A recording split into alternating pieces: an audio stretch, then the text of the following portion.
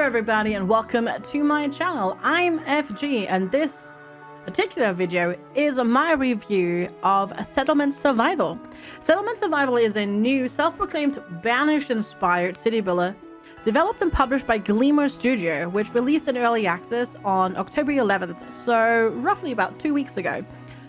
Since release, I've played the game for over 13 hours and half of that was on stream, which you can, by the way, find over on twitch.tv/FGSQUARED, and you should definitely follow over there because I stream 5 days a week, Mondays through Fridays. But let's have a chat about the game.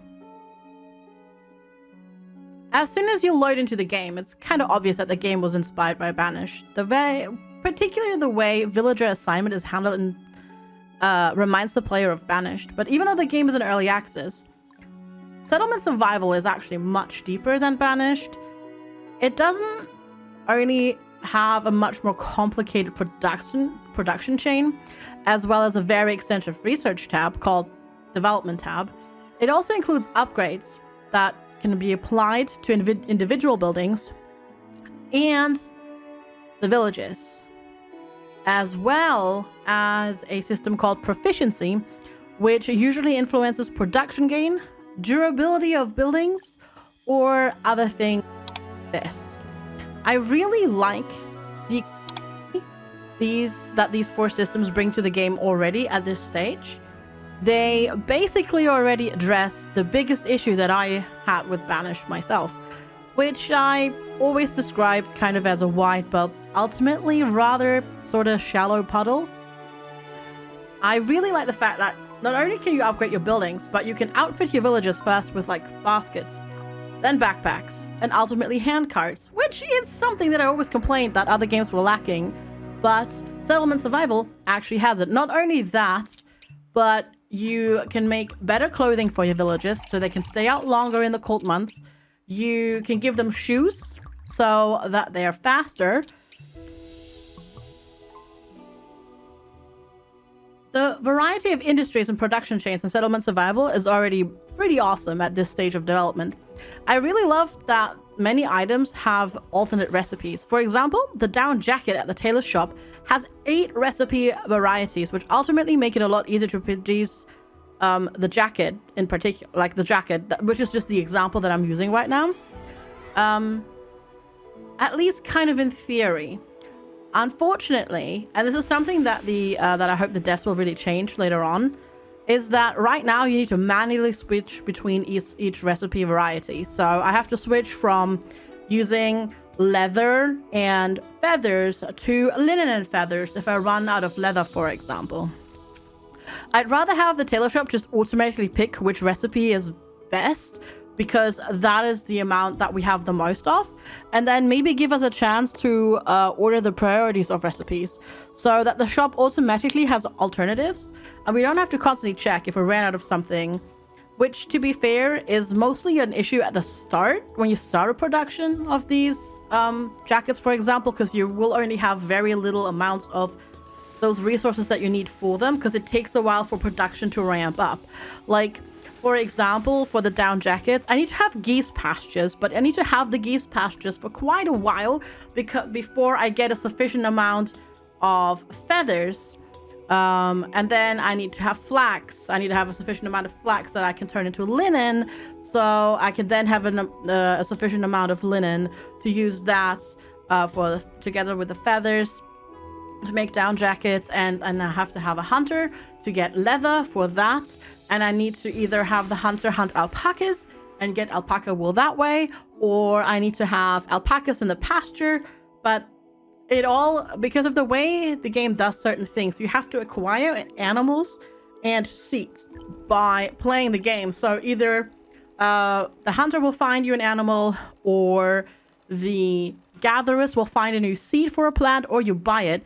But it takes a really long time to get to the point where you actually have either found those animals or the seeds, or bought them.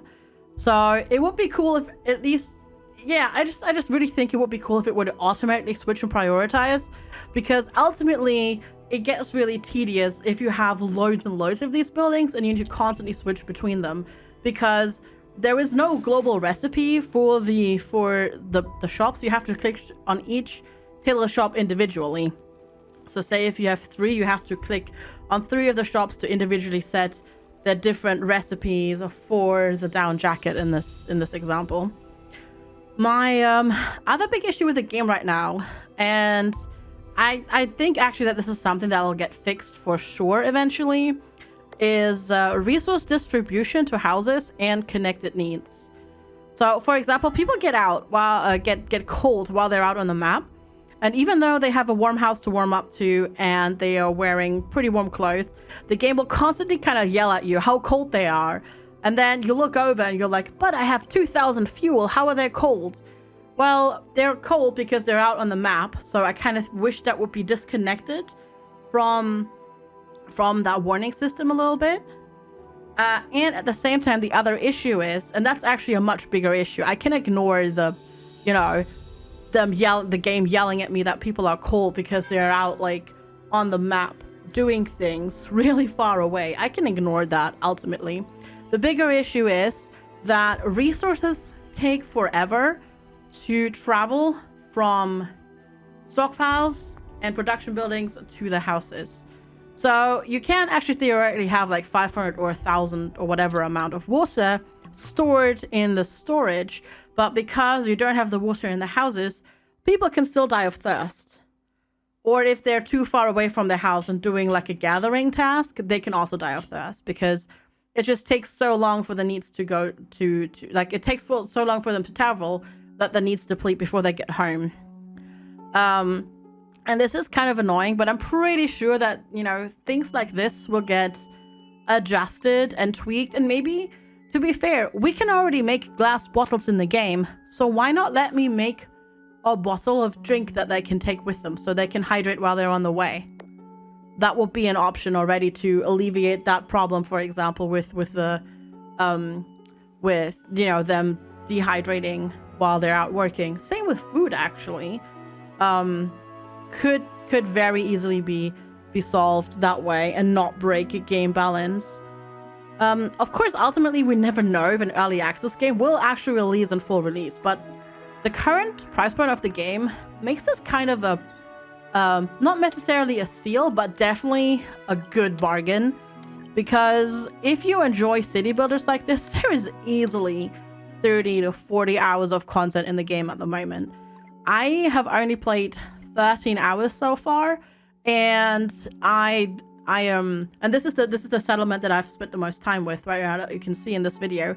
I am nowhere near through neither the research tab, nor the upgrades, nor the proficiencies, or anything like that. It's going to take me probably even double the amount, another 13 hours or so until I'm actually there. Especially also, there's already achievements, so if you like achievement hunting, you can already do that. Another thing that has me really hopeful in terms of like considering that this game will actually be finished and that it's a worthy investment, so to speak, is the frequency of the updates of the developers. Because the game's been out for 2 weeks and there have been frequent Steam updates, little tweaks, bug fixes, etc., etc. And in terms of the longevity of the game, they have already also announced Steam Workshop integration and modding support, which is always really important for a city builder and its longevity. So the fact that they've already got that announced and that Steam Workshop integration at least is coming soon TM, probably later this month or early November, is really, really, really good. So in conclusion, from me personally, this game currently actually gets a big thumbs up and a recommendation, with the caveat, of course, that it is early access and it may eventually, there's a potential that it could get abandoned. You never know. But I have so far really enjoyed my time with it. For the price point that I paid for the amount of money that I paid for the game, definitely already been worth it.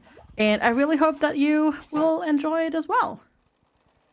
Thank you all so very much for watching. Don't forget to comment, like, and subscribe. I will see you all next time. Take care and bye-bye.